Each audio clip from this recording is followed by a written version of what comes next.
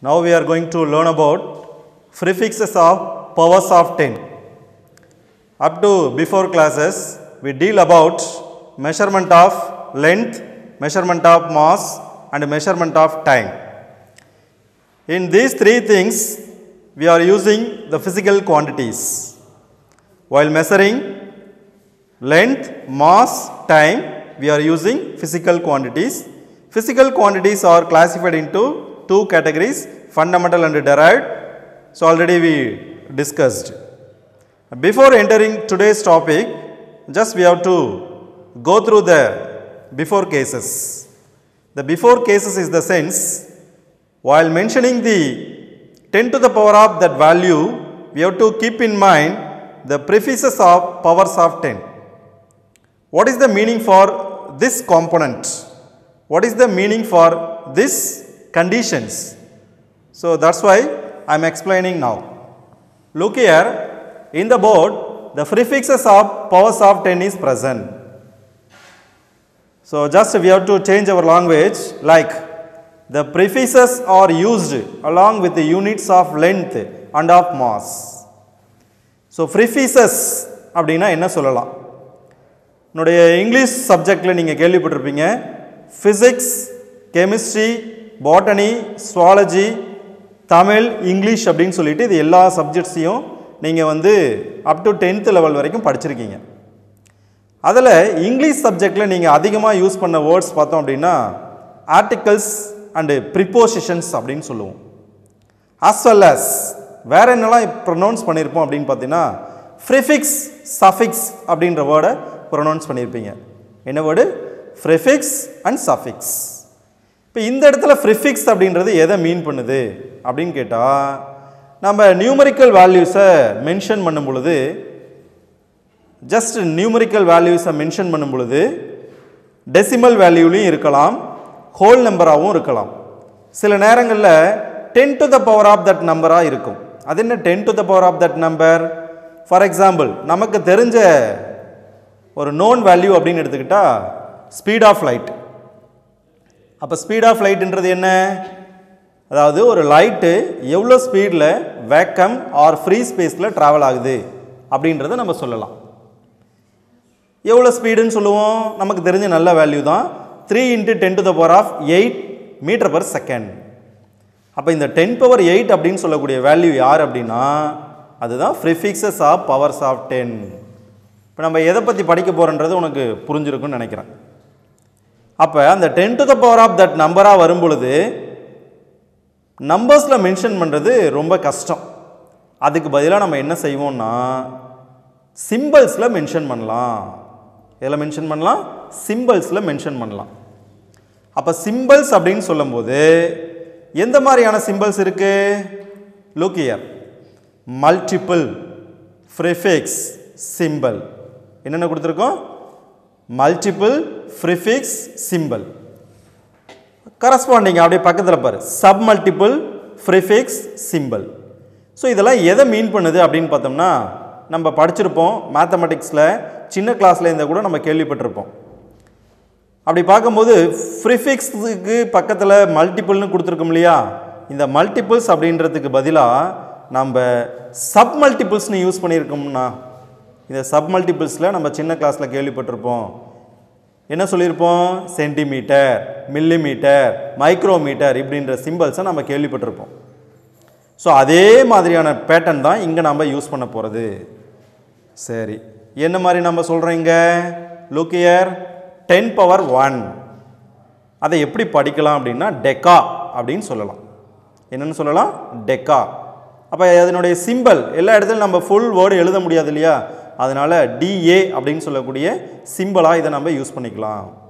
அப்போ 10 power 1 அப்படின்னு சொல்லி நமக்கு நியூமரிக்கல் வேல்யூவில் எங்கெல்லாம் வருதோ அந்த இடத்துல நம்ம என்ன சொல்லலாம்னா டெக்கா அப்படின்னு படிக்கலாம்.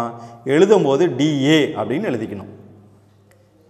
அடுத்து 10 power 2 அப்படின்னு கொடுத்தோம்னா அதை எப்படி சொல்லலாம்? படிக்கும்போது ஹெக்டோ அப்படின்னு படிக்கணும். சிம்பிளில் கேட்டால் ஹெச் அப்படின்னு சொன்னால் அதுக்கு பேர் ஹெக்டோ அப்படின்னு அர்த்தம். அப்போ எங்கெல்லாம் நமக்கு நியூமரிக்கல் வேல்யூவில் ஹெச் யூஸ் பண்ணியிருக்கிறோமோ அதுக்கெல்லாம் பேர் 10 power of 2 அப்படின்னு அர்த்தம். என்ன சொல்லுவோம்? 10 power of 2. Suppose 10 power of 3 இது நீங்கள் கேள்விப்பட்டிருப்பீங்க. அதாவது கிலோமீட்டர், கிலோகிராம் இப்படிலாம் சொல்லுவோம் இல்லையா, அந்த இடத்துல யூஸ் பண்ணுறது தான் இந்த கிலோ. அப்போ 10 பவர் ஆஃப் 3 அப்படின்னா கிலோ அப்படின்னு சொல்லணும். அப்போ ப்ரிஃபிக்ஸில் கிலோன்னு யூஸ் பண்ணும்போது சிம்பிளில் கே அப்படின்னு சொல்லிக்கலாம். என்ன சொல்லிக்கலாம்? K, small letter K use பண்ணிக்கலாம். அடுத்து 10 பவர் ஆஃப் 6 அப்படின்றோம். ஸோ அப்போ போக போக வேல்யூஸ் என்னவாயிட்டே இருக்குது? பவரில் இருக்கக்கூடிய நம்பர்ஸ் வந்து ரைஸ் ஆகிட்டே போகுது. ஆமாம் இல்லையா? பாரு, 10 பவர் ஆஃப் 6 அப்படின்னு சொல்லும்போது அதை மெகா அப்படின்னு படிக்கணும். எப்படி படிக்கலாம்? மெகா. இப்போ மெகாவை என்ன சிம்பிளில் சொல்லலாம்னா கேபிட்டல் லெட்டர் எம் அப்படின்னு சொல்லலாம். அப்போ கேபிட்டல் எம் எங்கெல்லாம் நமக்கு நியூமரிக்கல் வேல்யூவில் வருதோ அதுக்கு பேர் 10 பவர் 6 அப்படின்னு அர்த்தம். அதை லென்த்லேயும் சொல்லலாம், மாஸ்லேயும் சொல்லலாம். அப்போ length is in metre, mass is in kilogram அப்படின்னு சொல்லுவோம். அடுத்து 10 பவர் ஆஃப் 9 அப்படின்னா ஜிகா அப்படின்னு படிப்போம். என்ன சொல்லுவோம்? ஜிகா. சிம்பிளில் கேபிட்டல் ஜி. இப்போ நமக்கு மொபைல் அப்ளிகேஷன்ஸ் யூஸ் பண்ணும் பொழுது அதனுடைய இன்டர்னல் மெமரி, அதே போல் எஸ்டி கார்டு அப்படின்லாம் சொல்லும்போது 1 GB 2 GB அப்படின்னு தானே சொல்கிறோம். அப்போ அந்த ஜிபி அப்படின்னு சொல்லக்கூடியதான் ஜிகா அப்படின்னு கொடுக்குறோம். அப்போ எங்கெல்லாம் நம்ம ஜிகான்னு யூஸ் பண்ணுறோமோ அதுக்கெல்லாம் பேர் 10 to the power of 9 அப்படின்னு சொல்லுவோம். சில நேரங்களில் 1 GB அப்படின்னு சொல்லுவோம், சில நேரங்களில் எம்பி அப்படின்னு சொல்லுவோம். தட் மீன்ஸ் ஜிகாபைட், மெகாபைட் அப்படின்னு சொல்லுவோம். அப்போ 1 GB அப்படின்றது 1024 மெகாபைட்டுக்கு ஈக்குவல். அது நம்ம மொபைல் அப்ளிகேஷன்ஸில் யூஸ் பண்ணும்போது நம்ம பார்க்கலாம். அப்போ எங்கெல்லாம் கேபிட்டல் ஜி யூஸ் பண்ணுறோமோ அந்த இடத்துலலாம் வந்து 10 பவர் ஆஃப் 9 இருக்கிறதா மீனிங். அடுத்து 10 to the power of 12 அதுக்கு பேர் டெரா அப்படின்னு சொல்லுவோம். ஸோ இதை எங்கே யூஸ் பண்ணுவோம்னா நம்ம ஹார்ட் டிஸ்கில் யூஸ் பண்ணுறோம். ஏன்னா ஏன் இதை பற்றி நான் சொல்கிறேன் அப்படின்னா, உனக்கு கம்ப்யூட்டர் சாஃப்ட்வேரில் யூஸ் பண்ணும்போது ஹார்ட் டிஸ்க் அப்படின்றது ஒரு மிகப்பெரிய ரோல்.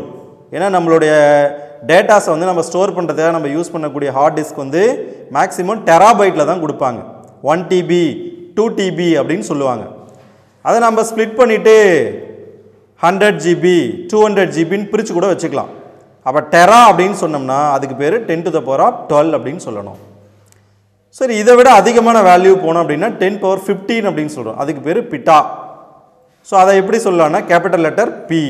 ஸோ இந்த மாதிரி வேல்யூஸ் போக போக ரைஸ் ஆகிட்டே போகுது. ஸோ அப்போ இதெல்லாம் வந்து multiples of the given powers. See the next one is 10 to the power of 18 அப்படின்னா எக்ஸா அப்படின்னு படிக்கணும். எழுதும்போது கேபிட்டல் லெட்டர் இ யூஸ் பண்ணணும். நெக்ஸ்ட் பார்த்தீங்கன்னா 10 to the power of 21 அதை எப்படி படிக்கலாம்னா ஜெட்டா அப்படின்னு படிக்கலாம். இதை கேபிட்டல் லெட்டர் இசட் அப்படின்னு சொல்லணும். அதே 10 to the power of 24 அப்படின்னா யோட்டா அப்படின்னு படிக்கணும். எழுதும்போது கேபிட்டல் லெட்டர் ஒய் யூஸ் பண்ணணும். அப்போ கிட்டத்தட்ட இங்கே 10 to the power of 1லேருந்து 10 power of 24 வரைக்கும் வேல்யூஸ்லாம் பார்த்தோம் அப்படின்னா பவர்ஸில் ரைஸ் ஆகிட்டே போகுது. இதுக்கு என்ன சார் மீனிங் அப்படின்னு பார்த்தீங்கன்னா 10 power 1. இப்போ இது என்னோட மீனிங் அப்படின்னு என்ன சொல்லுவோம்? 1 time 10 will become, அதாவது இன்ட்டு 10 அப்படின்னு எழுதுகிறோம். 10 power 2 அப்படின்னா அதாவது 100ன்னு எழுதுறதுக்கு பதிலாக 10 into 10ன்னு எழுதுகிறோம். அப்போ அதுக்கு என்ன meaning? 2 times 10 will become like that. So அந்த மாதிரி ஒவ்வொரு முறையும் நிறைய ஜீரோஸ் நம்ம போட்டு எழுதுறதுக்கு சிரமம் அப்படின்றதுனால தான் 10 power நம்பர்ஸில் நம்ம கொடுத்துருக்குறோம். ஸோ அப்போ இதெல்லாம் வந்து multiples, prefixes and the symbol of the prefixes. இதெல்லாம் வந்து பாசிட்டிவ் பவர்ஸாக இருக்குது. அதாவது பவரில் பார்த்தீங்கன்னா எல்லாமே பாசிட்டிவ் வேல்யூ. அங்கே எங்கே சார் பாசிட்டிவ் சிம்பிள் இல்லைன்னா, சிம்பிள் கொடுக்கல அப்படின்னா அதுக்கு பேர் பாசிட்டிவ், கொடுத்தா அது கண்டிப்பாக அது நெகட்டிவாக தான் இருக்க முடியும். அப்படியே பக்கத்தில் பார் சப் மல்டிபிள்ஸ் அப்படின்னு கொடுத்துருக்குறோம். சப் மல்டிபிள்ஸில் கோத்ரூ பண்ணோம்னா எல்லா பவர்ஸுமே எப்படி இருக்குது? நெகட்டிவ் டேர்மில் நமக்கு கொடுத்துருக்காங்க. அங்கே என்ன சொன்னமோ அதே நம்பர்ஸ் தான், பட் நெகட்டிவில் இருக்குது. இதை வந்து நம்ம கேள்விப்பட்டிருக்கோம் அடிக்கடி. அப்போ 10 power of -1 அப்படின்றத என்னன்னு சொல்லியிருக்கோம்? டெசி. ப்ரிஃபிக்ஸில் எப்படி எழுதுவோம்? டெசி. நம்ம டிஸ்டன்ஸை சொல்லும்போது டெசிமீட்டர் அப்படின்னு சொல்லுவோம் இல்லையா, லைக் தட். இப்போ அதனோட சிம்பிள் அப்படின்றது ஸ்மால் டி யூஸ் பண்ணோம்னா அதுக்கு பேர் டெசி. அடுத்த 10 power of -2.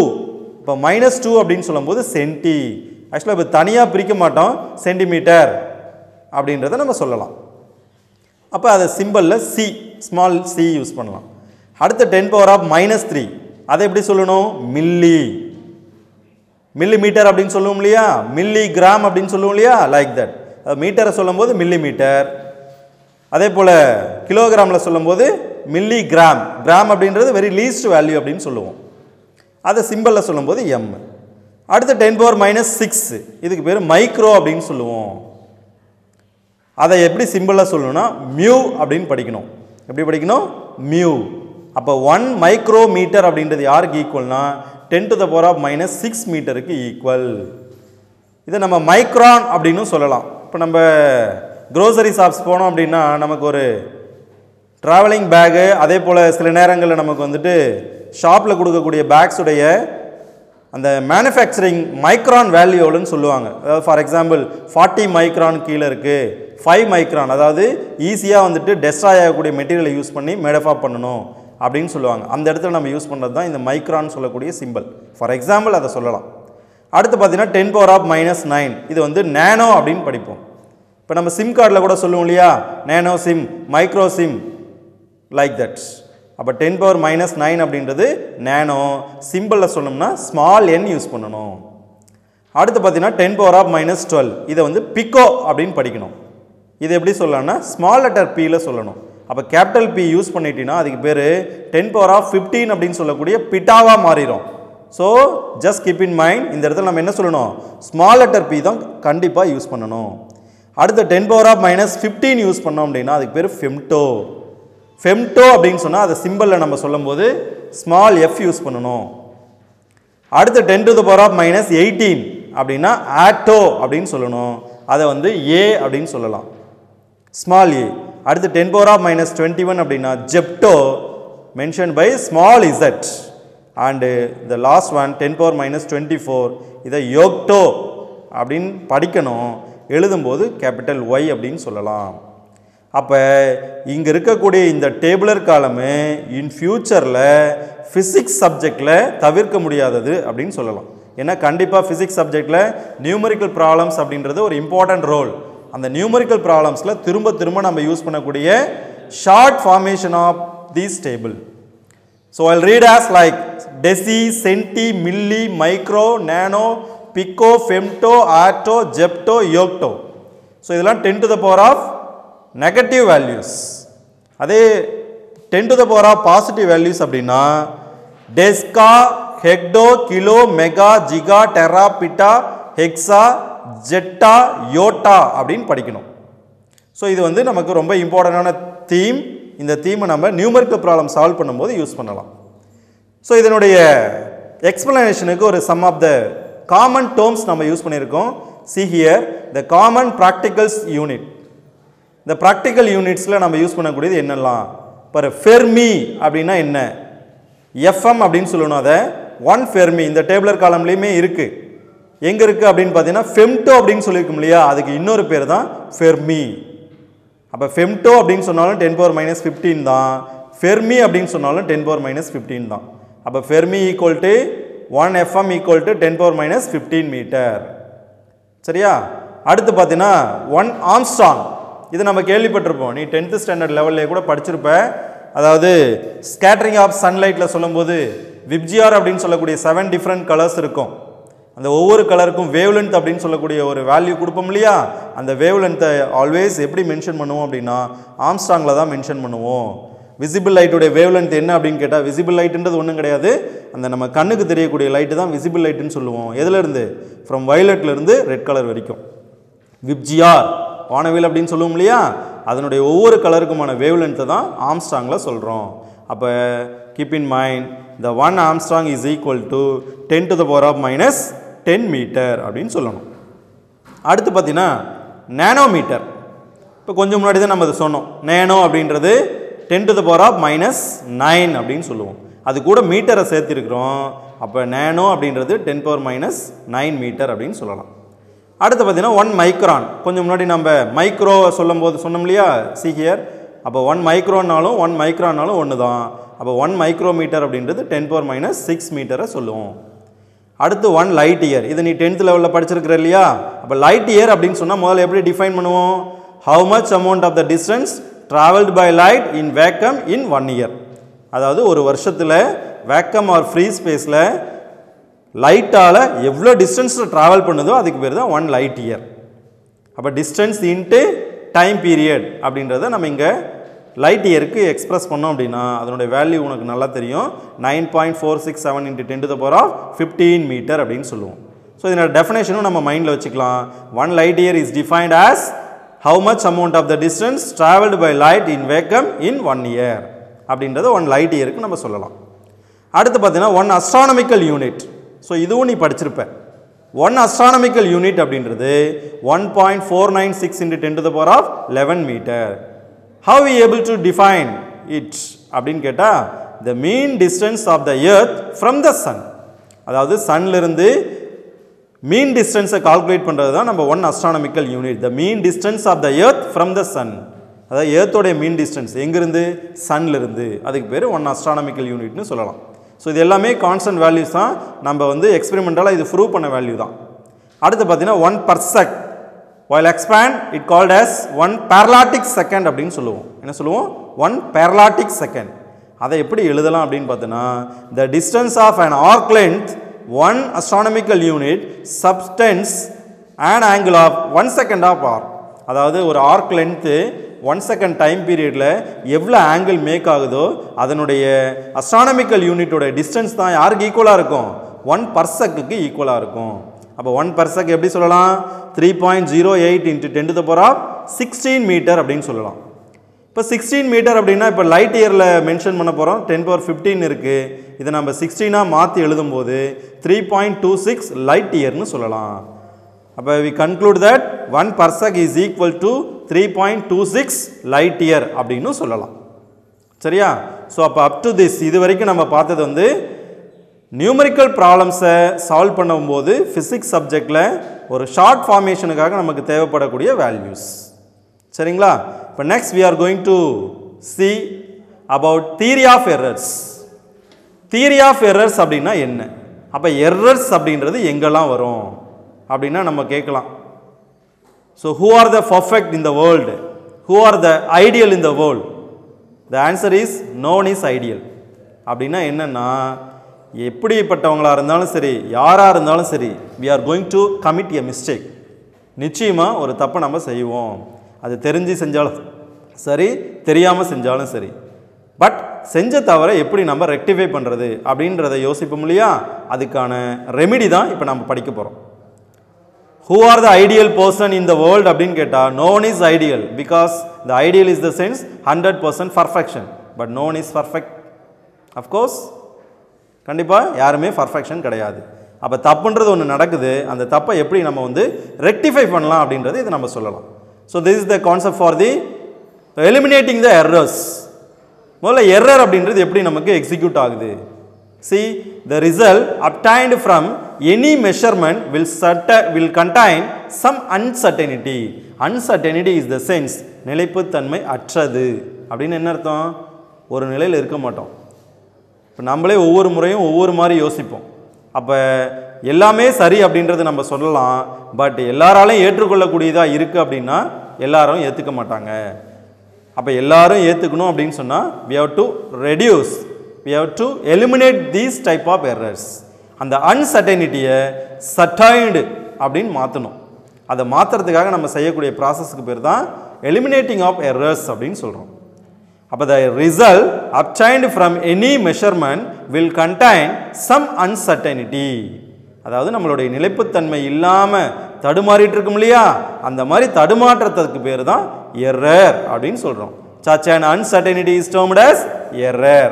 அப்போ அந்த மாதிரி வரக்கூடிய எரர்ஸை நம்ம எப்படி எலிமினேட் பண்ணலாம் அப்படின்றது தான் இப்போ நம்ம படிக்க போகிறோம். சரி, இப்போ எரர்ஸ் எக்ஸிக்யூட் ஆகிடுச்சு. எக்ஸிக்யூட் ஆன எரரை எப்படி எலிமினேட் பண்ணுறது? அதுக்கு ஒரு சிம்பிள் எக்ஸாம்பிள் நம்ம சொல்லலாம். எப்படி அப்படின்னா நம்ம மொபைல் அப்ளிகேஷனில் ஒரு கேம் இருக்குது, என்னென்னா ஆர்ச்சரி கேம் அப்படின்னு ஒன்று இருக்குது. நீ விளையாடுவோன்னு நினைக்கிறேன். இந்த ஆர்ச்சரி கேம் அப்படின்றது ஒன்றும் கிடையாது, புல்லட்டை ஃபயர் பண்ணுறது தான். எங்கேருந்து? கன் பாயிண்ட்லேருந்து. அப்போ ஏ புல்லட் இஸ் ஃபயர்டு ஃப்ரம் ஏ கன். அதாவது ஒரு சர்க்கிள் கொடுத்துருப்பாங்க. லுக் ஹியர், இங்கே நம்ம ஒரு 3 சர்க்கிள் யூஸ் பண்ணியிருக்கிறேன். இந்த முதல் சர்க்கிளை நீ ஆர்ச்சரி கேமாக ட்ரீட் பண்ணிக்க. பட் இதில் ஒரே ஒரு சர்க்கிள் தான் நான் கொடுத்துருக்கேன். அங்கே உனக்கு அரவுண்ட் ஒரு 10 சர்க்கிள்ஸை கொடுத்துருப்பாங்க.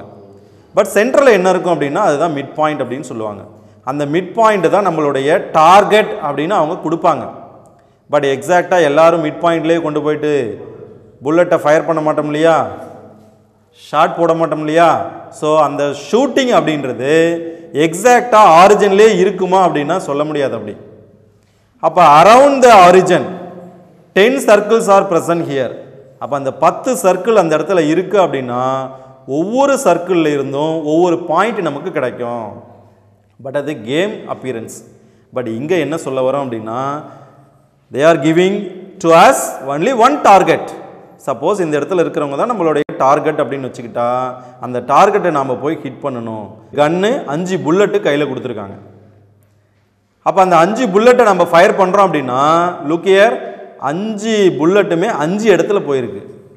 பட் அதில் ஒரே ஒரு புல்லட் மட்டும் எங்கே இருக்குது? ஆரிஜினில் போய் விழுந்திருக்கு அப்படின்னு நீ மைண்டில் வச்சுக்க. அப்படி இருந்தால் இந்த இடத்துல இந்த அக்யூரசி அண்ட் ப்ரிசிஷன் அப்படின்றது இருக்கா? அப்போ முதல்ல அக்யூரசின்னா என்ன, ப்ரிசிஷன்னா என்ன அப்படின்னு ஒரு கொஸ்டின் வரும் இல்லையா? அப்போ அக்யூரசின்னா என்ன, எதை நாம் வந்து அக்யூரசி அப்படின்னு சொல்லலாம்? ஃபார் எக்ஸாம்பிள் உங்களுடைய மாஸ்டர், தட் மீன்ஸ் உங்களுடைய டீச்சர்ஸ் வந்து உங்களுக்கு ஒரு கமாண்டை வந்து ப்ரொவைட் பண்ணுறாங்க. அந்த கமாண்டை எல்லாருமே ப்ராப்பராக ஃபாலோ பண்ணிட்டோம் அப்படின்னா we are in the accurate state அப்படின்னு சொல்லலாம்.